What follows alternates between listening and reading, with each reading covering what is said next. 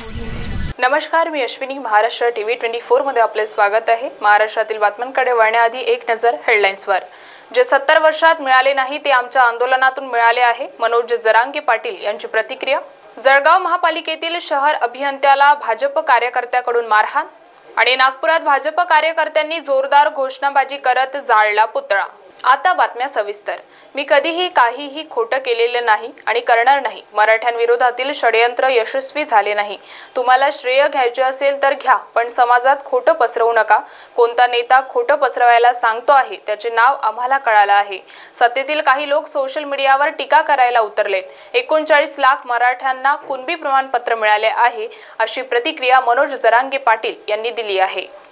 मग आधी सूचना निघाली, मराठे गेले शांततेत आणि शांततेत आरक्षण घेऊन आले. तर मराठे शांततेत गेले आणि शांततेत आरक्षणच घेऊन आलेत, कायदा घेऊन आलेत. म्हणजे आता त्याची अंमलबजावणी होणार आहे. आता त्याचा कायद्यात रूपांतर 15 तारखेला होऊन त्याचा 15 तारखेला त्यानंतर त्याची अंमलबजावणी होणार आहे. म्हणजे नोंदी नसलेल्या मराठ्यांना नोंदी ज्यांच्या मिळाल्या त्याच्या आधारावर त्याच्या सोयऱ्यांना कुणबी जात प्रमाणपत्र मिळणार महाराष्ट्रभर. हे गोरगरीब मराठ्यांना मिळाले. मराठ्यांनी 75 वर्षात जो कायदा बनला नाही तो कायदा बनवला. हे यश नाही का आंदोलनाचं?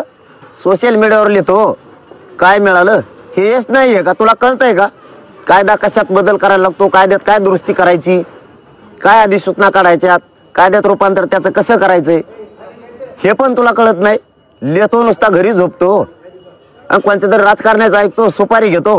विरोधी पक्ष सत्ताधारी सगळे एकवटले त्याच्यात आणि यांनी अंधारातून त्यांच्या पडद्याच्या पाठीमागून कार्यकर्ते पुढे घातले. ते जर ह्या 2-4 दिवसात गप्प बसले नाही, त्या कार्यकर्त्याच्या नावासह ह्यो कोणत्या पक्षाचा नेता आहे, विरोधी पक्षाचा आणि सत्ताधाऱ्यांचा, त्यांच्या पाठीमागचे जे मंत्री आहेत त्यांचे सुद्धा नाव घेणार आहेत आणि विरोधी पक्षातले जे आमदार आहेत, नेते आहेत, त्यांचे सुद्धा आम्ही नाव घेणार आहेत. यांचे कार्यकर्ते यांनी पुढे घातलेत मराठ्यांचा वाटोळा करायसाठी. म्हणून मराठ्यांना सांगतो, मराठ्यांना मिळालेलं आहे आणि गोरगरिबांची काही ओरड नाही. हे 4-5 टक्कूचे 15-20 जण आहेत, यांचं सगळं दुकानं बंद पडत, मराठ्याच्या जीवावर खाणारे हे यांचं पुरं आयुष्य याच्यात गेलेलं आहे. मराठ्यांचं रक्त पिऊन मोठं व्हायचं, ज्यांना ते सहनच व्हायना आता की एक गरीब घरातलं पोरग लढतंय गोरगरिबासाठी आणि हे पुढं आलाय. हे यांची सगळ्यात मोठी पोटदुखी की हे पुढं आलाय आणि हे प्रश्नच मारी काढतो, हे फुटवतं नाही, मॅनेजर होत नाही, आपलं काय होणार आहे आता. ही पोटदुखी यांची सगळ्यांची. आणि मी जिवंत आहे तोपर्यंत गोरगरिबांसाठी लढणारच. मी त्याच्यासाठी महाराष्ट्रातल्या मराठा समाजाला सांगतोय, 10 तारखेला मी प्रचंड मोठी बैठक पण लावली आणि 10 तारखेला या कायद्याची अंमलबजावणी व्हावे म्हणून मी आमरण उपोषण करायला लागलो. मी कुठेही बसो, मी ओपन बसलो तरी मराठा म्हणूनच बोलतो आणि 4 भिंतीत बसलो तरी मराठ्यांच्या आरक्षणाविषयीच बोलतो. मी दुसरं कधीच काय बोलत नाही. आणि जर 4 भिंतीत मला दुसरं काही करायचं असतं तर मी मागच्या दारातून घरी गेलो असतो ना, लोकात कशाला आलो असतो, काय घ्यायचं असतं. तर मी 4 भिंतीतून बाहेर आलो तरी कायदाच हातात घेऊन आलो आणि माझ्या बाहेर उभा राहिलेल्या महाराष्ट्रातल्या मराठ्यांच्या पोराला दाखवलाय. ही अधिसूचना राजपत्रित अध्यादेश निघालाय.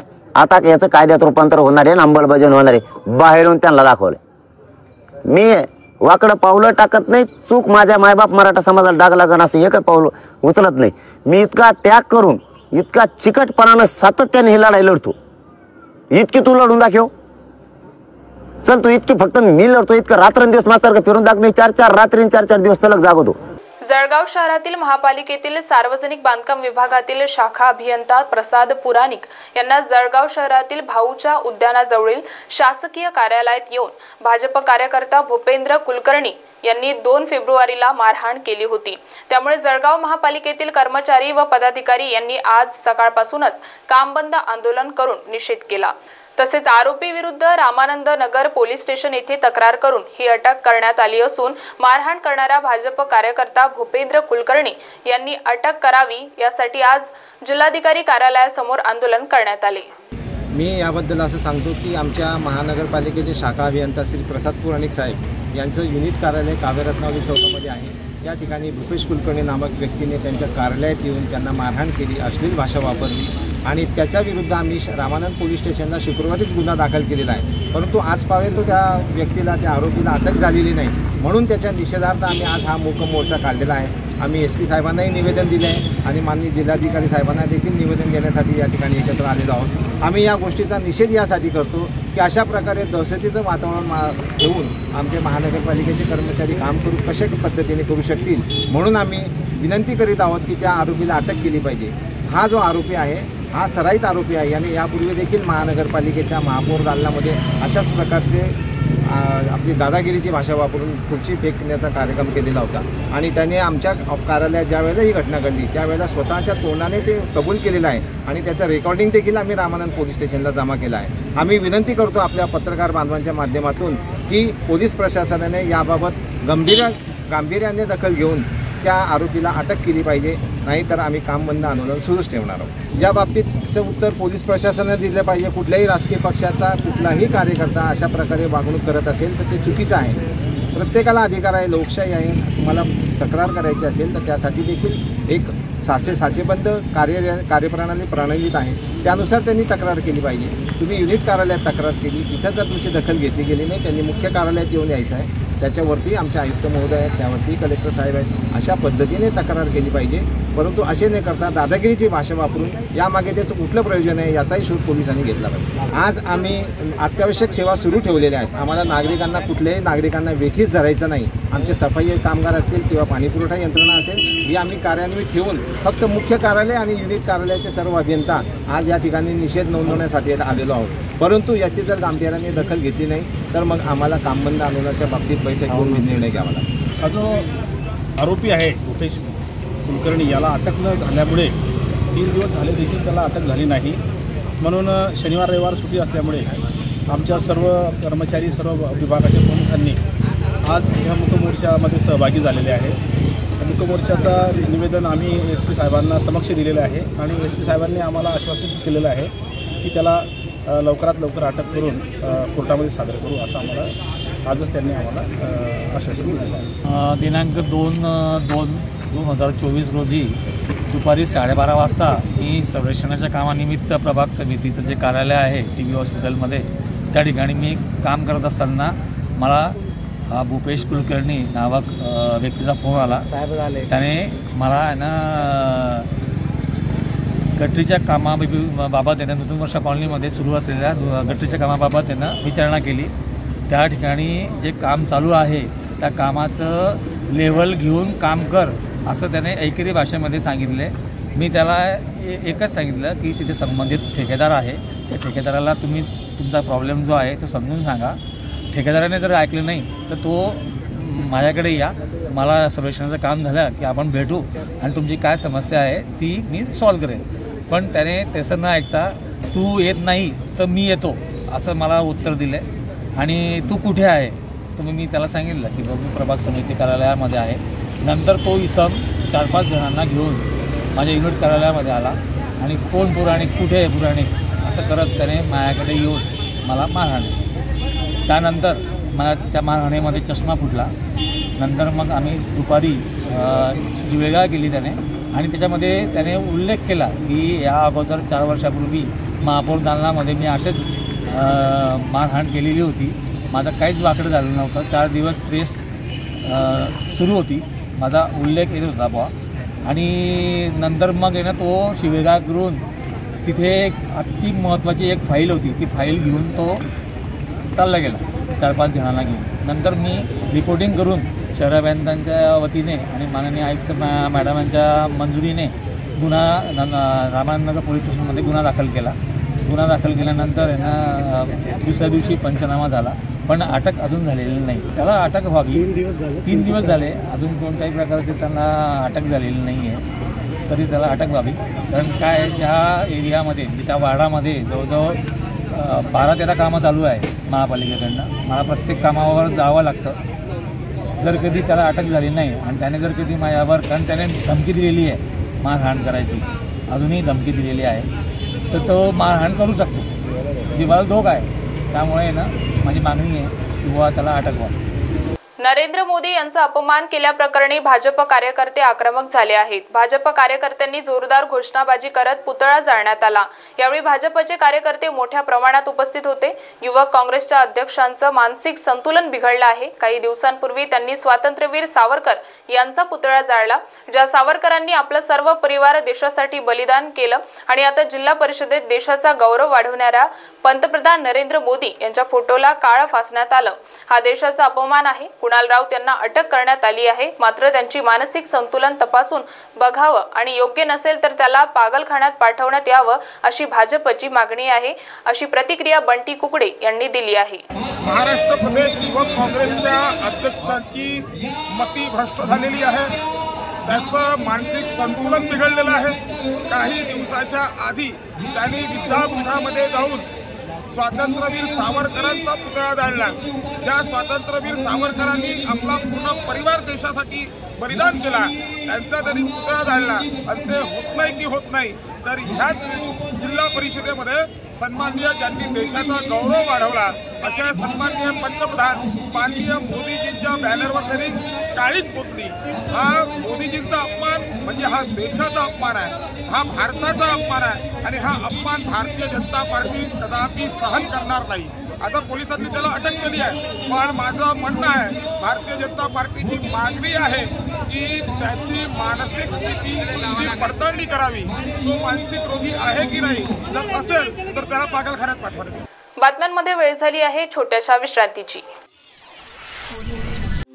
Integrity super specialist hospital and research institute of Nagpur अब नागपुर में अत्याधुनिक सुविधाओं के साथ ICU, modular operation theatre, maternity surgery and laparoscopy surgery, orthopaedic and joint replacement, dialysis unit, pathology and pharmacy. Our address Vinoba Nagar, Kharbi ring road, Nagpur. Our contact 8668792352 9801980100।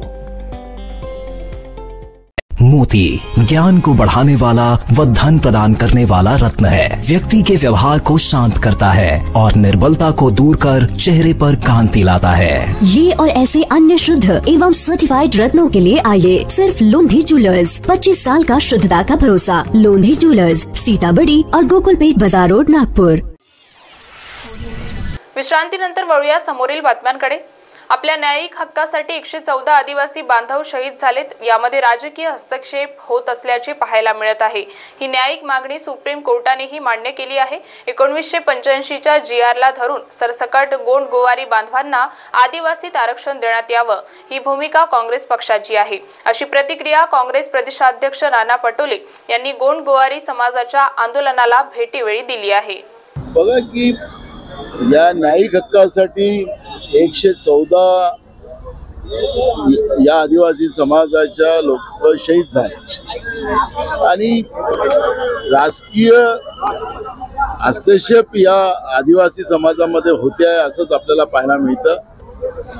आमची मागणी आहे की ही न्यायिक मागणी माननीय सुप्रीम कोर्टाने सुद्धा एक्सेप्ट केलेली आहे। 1985चा जो GR आहे त्याला कल्पकलित त्यांनी सांगितलेला आहे। हा 1985चा GR रद्द करून सरसकट या गोंडगोवारी समाजाला आदिवासीचं जात प्रमाणपत्र आणि व्हॅलिडिटी द्यावी, ही भूमिका काँग्रेस पक्षाची आहे। महाराष्ट्रामध्ये गुंडाराज चाललेला आहे, तो काही लपलेला नाही आहे। सातत्यानं सरकारला आम्ही त्या पद्धतीची भूमिका मांडली, पण सरकार गुंडाराजला प्रोत्साहन देत आहे। त्यांचे आमदारच आता बंदुकी घेऊन फिरतात आहेत आणि जमिनी खंडणीमध्ये असतील, अभियंत्याला असतील, अधिकाऱ्यांना असतील दाबदपट करून या पद्धतीने लूटपाट या महाराष्ट्रामध्ये सुरू झालेली आहे। हे राज्य असुरक्षित आहे आणि म्हणून आम्ही हे सांगितलं की तुम्हाला सरकार खरं तर यांनी परवाच्या गोळीबारामध्ये सरकारने जबाबदारी स्वीकारली पाहिजे आणि या सरकारने राजीनामा दिला पाहिजे। शाहू फुले आंबेडकरांच्या महाराष्ट्रामध्ये अशा पद्धतीचा गुंडाराज चालू शकत नाही। होईल, सगळं बरोबर होईल, तुम्ही घाई करू नका। फक्त आता महायुतीचं आणि ज्यांचं कोणतं आहे ते त्यांची चिंता करा। इंडिया कायम राहील, इंडिया हाच विजयाकडे जाईल आणि देशामध्ये जे काही आज तानाशा प्रवृत्ती आहे या तानाशा प्रवृत्तीचा नाश झाल्याशिवाय राहणार नाही। त्यामुळे इंडियाचाच विजय आपल्याला देशामध्ये पाहायला मिळेल. लोकसभा निवडणुकीच्या अनुषंगाने प्रशासकीय सेवेतील अधिकाऱ्यांच्या बदल्या करण्यात आल्या आहेत. त्या अनुषंगाने अमरावती जिल्हा परिषदेच्या मुख्य कार्यकारी अधिकारीपदी IAS संजिता मोहपात्रा यांची नियुक्ती केली आहे. त्यांनी आज पदभार स्वीकारला. यावेळी त्यांनी माध्यमांशी संवाद साधताना त्या म्हणाल्या की मेळघाटातील कुपोषण मुक्तीसह जिल्ह्यात शैक्षणिक सोयी सुविधा तसेच अन्य कामाला आपली सर्वोच्च प्राथमिकता राहणार असल्याचे त्यांनी स्पष्ट केले. तसेच संजिता मोहपात्रा यांनी विविध विभागात जाऊन कामकाजाची माहिती जाणून घेत कर्मचाऱ्यांशी संवाद साधला. अमरावतीला आज मी रुजू झालेले आहे. आज मुख्य कार्यकारी अधिकारी अमरावती. तर अमरावतीमध्ये भरपूर माझ्यापूर्वी IAS अधिकारी आलेले आहेत आणि त्यांनी खूप चांगल्या प्रकारे काम केलेले आहे. माझ्या आत्ता अमरावती माझ्यासाठी एक नवीन जिल्हा आहे आणि ह्यामध्ये काही स्पेसिफिक गोष्टी आहे ज्यामध्ये आपण लक्ष मी देणार आहेत. जसे की मॅलन्यूट्रिशन असू दे, ज्यासाठी आपण भरपूर वेळा चर्चा करतो, एज्युकेशनच्या स्पेसिफिक सेक्टर असू दे. आणि आत्ता जेव्हा जेव्हा मला पूर्ण जिल्ह्याबद्दल माहिती पडेल की ह्यामध्ये अजून काही अडचणी आहेत तर त्यांना प्राधान्य देऊन कसं प्रॉपरली कामं आपण करून घ्यायचे त्यासाठी मी लक्ष देणार. आणि जिल्ह्यामध्ये जे अडचणी आहेत, अडीअडचणी आहेत, त्याचं प्रॉपरली कसं निवारण माझ्या पूर्ण जिल्हा परिषदेच्या टीमसोबत आपण डिस्कस करून त्यामध्ये कसं त्याचा मार्ग काढता येईल त्यामध्ये आपण प्रयत्नशील राहू. धन्यवाद. ऑलरेडी अविशांत पांडा साहेबांनी भरपूर स्कीम्स लॉन्च केलेले आहेत तर ते मी एकदा अभ्यास करणार आणि त्यामध्ये कसं इम्प्रूव्हमेंट करून अजून काय त्यामध्ये नवीन करता येईल त्यामध्ये पण लक्ष देणार. सध्या एकटाच आजच येऊन आणि आताच 4-5 स्कीम्स जरी मी अनाऊन्स करून टाकले आणि ते प्रॉपरली इम्प्लिमेंट नाही झालं तर इट इज नॉट प्रॉपर. एकदा जाऊन स्पेसिफिकली ग्राउंड रिॲलिटीज काय आहे, काय अडचणी स्पेसिफिकली आहे. मालन्यूट्रिशनचे भरपूर बॅक फॅक्टर्स असतात ज्यासाठी एक जागाला मालन्यूट्रिशनच्या अडचणी असतात. सो आतापर्यंत इम्प्रूव्हमेंट बऱ्यापैकी आहे जे मी आता माहिती घेत होते आणि अजून आपण तसं कसं इम्प्रूव्ह करू शकतो त्यासाठी आपण लक्ष देऊ. मनमाड नगर महामार्गावरील येवला तालुक्यातील गोपाळवाडी फाटा सावरगाव शिवारामध्ये अर्टिगा गाडीतून वाहतूक होत असलेल्या 14 किलोचा गांजा येवला तालुका पोलिसांनी हस्तगत केला असून 14 किलो गांजासह 5,98,000 रुपये किमतीचा मुद्देमाल जप्त केला आहे. या संदर्भात 4 संशयित आरोपींना पोलिसांनी ताब्यात घेतले आहे. शनिवार दिनांक 3/2/2024 रोजी रात्रीच्या साधारणतः 1:15च्या सुमारास आम्हाला गोपनीय माहिती मिळाली की नगर मनमाड रोडवरती मनमाडच्या दिशेनं एक लाल रंगाची एक 4 चाकी गाडी येत आहे आणि त्यामध्ये 3 ते 4 इसम आहेत आणि ते इसम गांजाची वाहतूक करत आहेत अशी माहिती मिळाली. आम्ही सदरची माहिती वरिष्ठांना देऊन वरिष्ठांच्या मार्गदर्शनाखाली आम्ही त्या ठिकाणी ट्रॅप लावला सावरगावच्या शिवारामध्ये. तर त्या ठिकाणाला लाल रंगाची इर्टिगा गाडी क्रमांक MH05 BS 4410 ही गाडी आली. आल्यानंतर त्या गाडीला आम्ही वाहनांची तपासणी करतो आणि नेमकी ही पण गाडी आली, हिची पण तपासणी केली.